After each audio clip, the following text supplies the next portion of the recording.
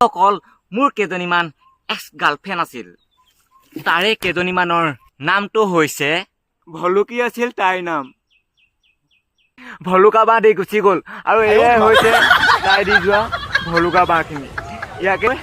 মোৰ জীৱনটো চলাই আছো আৰু ইয়াতকৈ বেদনা লাগেনে ঐ জানমণি